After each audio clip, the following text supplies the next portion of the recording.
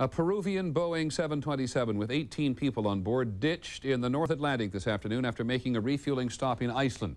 The plane reported engine trouble, then radio contact was lost. The plane was en route from Malta to Miami. In Moscow today, a time frame for radical economic reform. 500 days isn't very much time, less than a year and a half. But Mikhail Gorbachev said today he would like it to be enough to accomplish a total restructuring of the Soviet economy. ABC's Barry Dunsmore is in Moscow. The Soviet economy is now barely functioning. And after an entire summer, the government still hadn't come up with an acceptable alternative to replace the communist system. In the Soviet parliament today, several speakers demanded the prime minister's resignation for failing to come up with a viable plan.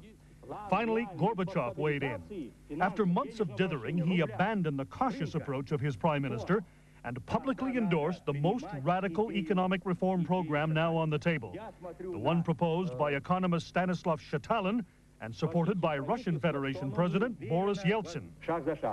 If there is to be a real stabilization plan on financing, the ruble, the market, then we have to accept Shetalin's idea. To be honest, the Shetalin plan impresses me more.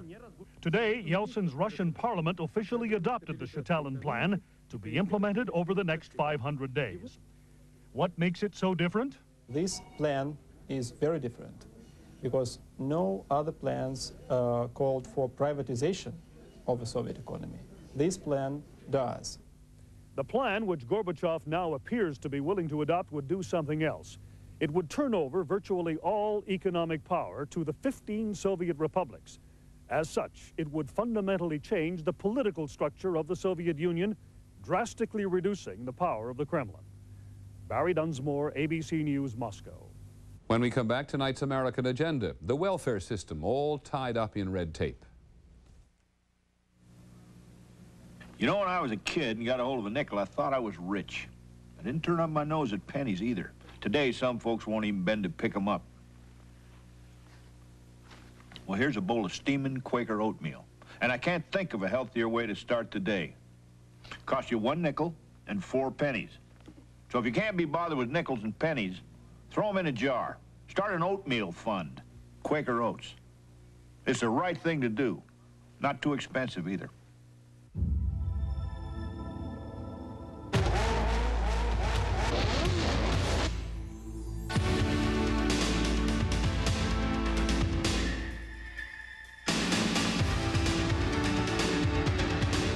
At Acura, we believe that the best way to discourage limited thinking is to design cars in an environment without limits.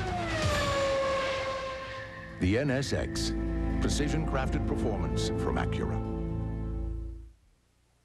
It's Velveeta versus cheddar. Our Velveeta melts much better. Cheddar's lumpy, cheddar's oily. It dribbles off your plate onto your doily. When the cookbook calls for cheddar, make it with Velveeta, it cooks better. And when your recipe calls for shredded cheddar, try Velveeta Shredded for smoother melting and better cooking every time. Did you know only 1-800-SERVICE moves more merchandise? 1-800-SERVICE connects calls 25% faster and has the fewest blocked calls. AT&T 800-SERVICE. Our superior performance gets more calls through so you can make more sales. 800 calls that get through. Another AT&T advantage. Break your sales records. Get free installation on domestic AT&T 800-SERVICE. We have put the bureaucracy of welfare on the American agenda tonight. In California today, applying for welfare and food stamps can mean filling out 50, that is 50 different forms. It will cost the state $740 million next year just to administer the welfare system. It has become so bad nationally that the House of Representatives has approved a measure to simplify the federal welfare application process. Carol Simpson tonight on the paper chase that often stands between people and the help they need. It's 9 o'clock in the morning, and this welfare office in Oxnard, California, is already full of people seeking help, full of people filling out endless forms, full of people who will wait for hours. They made me feel so bad, you know, like if I was trash or something. And I work, you know. I was a Peace Corps volunteer. I helped a lot of people. Carmen Sanchez finds herself applying for assistance every year. Her husband left her with no money and 3 small children. She works for the school system 10 months of the year, but the other 2 months, she's short of funds. I told myself, well, my children have to eat. I have to have a roof over their head. I have to come and, you know, and lower myself and ask for help. And I have to. I mean, there's nothing else I can do. I have to do it. The vast majority of people seeking public assistance are like Carmen Sanchez. They need it. They are entitled by law to emergency cash, general relief, food stamps, or aid to families with dependent children. But the application process can be so dehumanizing and so frustrating that there are even incidents of violence. We've had, on one occasion in Oxnard, an individual was swinging a machete around the Oxnard Police Department, probably is in the office once or twice a day. The situation is so tense that all interview rooms are equipped with red panic buttons next to the caseworkers' desks. And there are double doors so they can escape easily if clients get hostile. It's very difficult for them to understand all the forms that they have to complete. They feel that we should just be able to, you know, write a check. I guess they think we have a bank here or whatever. To try and save money and eliminate waste, fraud, and error, the federal government and the states over the years have created so many regulations that here in Ventura County, California, the forms fill an entire room, from floor to ceiling, 400 different forms. They create headaches not only for clients who have trouble filling them out, but for caseworkers who have to process them. It gets to the point where you've got so much paperwork, you've got so many deadlines to meet, and you keep getting up piles of work. They keep piling, and sometimes I get to the point where I don't know whether to laugh or cry. It's just so overwhelming. This is an inch-thick stack of forms that a family member may have to fill out to get aid. I tried filling them out, and I spent more than 2 hours, and I'm still not finished. Some of the instructions and questions are impossible. Like on this form for claiming child care expenses, it says, and I quote, "It must be returned with your CA-7 for the same month by the 11th of the month following the month being reported." County officials here are beginning to address the problems. Even they call the welfare system a mess. I really had a sense of outrage because so many people that go on welfare are single mothers and dad split, and they are in dire need to provide for their children. That's what welfare was designed for. And to put them through this process is demeaning. The problems are not unique to California. Most states have complicated application forms, overworked caseworkers, and recipients bewildered and hassled by a system that's supposed to help them. Public welfare experts say states should concentrate not on making it difficult to get on welfare, but on making it easier to get off. More on that in our next report. Carol Simpson, ABC News, Oxnard, California. Tomorrow on the agenda, how welfare works in Delaware, where they trim the bureaucracy, cut the costs, and actually do get people back to work. We'll have our final report tonight in just a moment.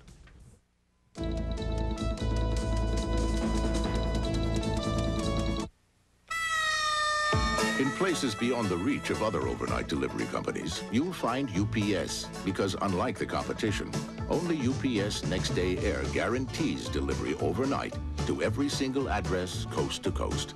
And because of our efficiency, we can do it for up to half what other companies charge, whether the place is hard to reach or easy to reach. UPS, we run the tightest ship in the shipping business. One of the summer's biggest blockbusters is not an action-adventure movie. It's not even at your local movie theater. It's at your local Subaru dealer. You could save over $3,100 on the Subaru Legacy L automatic sedan with the Value Plus package, now playing at a Subaru dealer near you. Love the vegetables.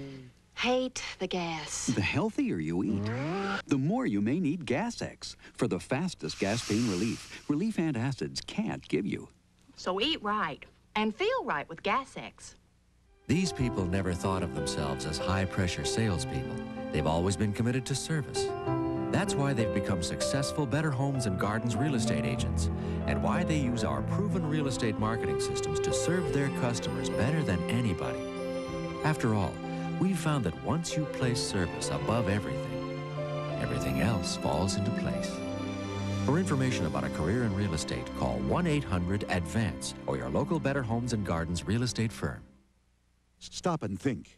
U.S. troops are poised for war with Iraq. It seemed to happen overnight, but it didn't. There's more to this than you've been told.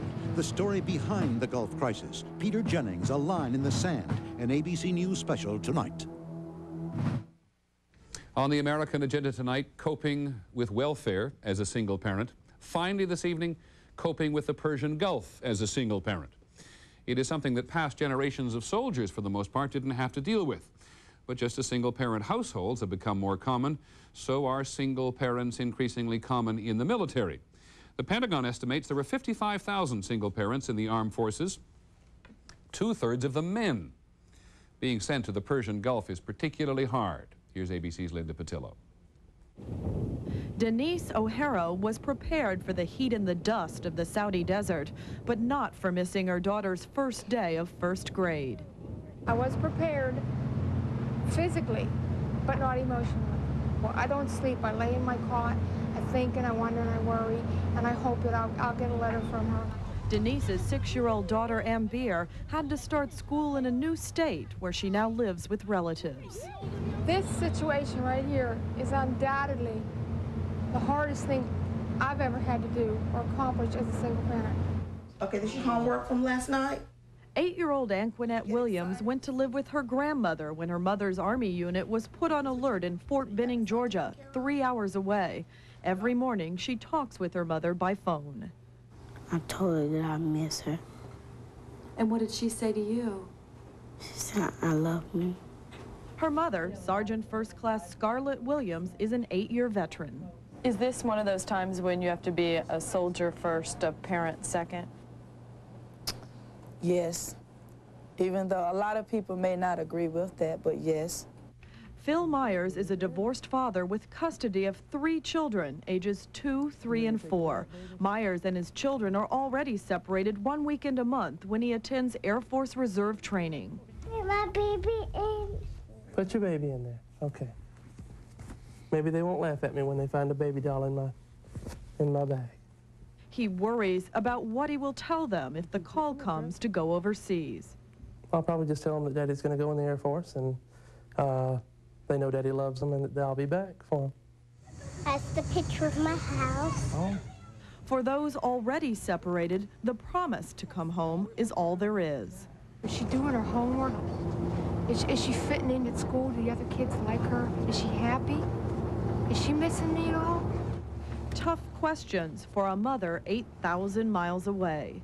Linda Patillo, ABC News. On the subject of the Gulf, later this evening, we'll have a special program on the Gulf crisis. President Bush drew the line in the sand. But how did the United States become so deeply involved in the first place? And is the U.S. military capable of carrying out its mission? I hope you'll join us. That's our report on World News Tonight. I'm Peter Jennings. Until later, good evening.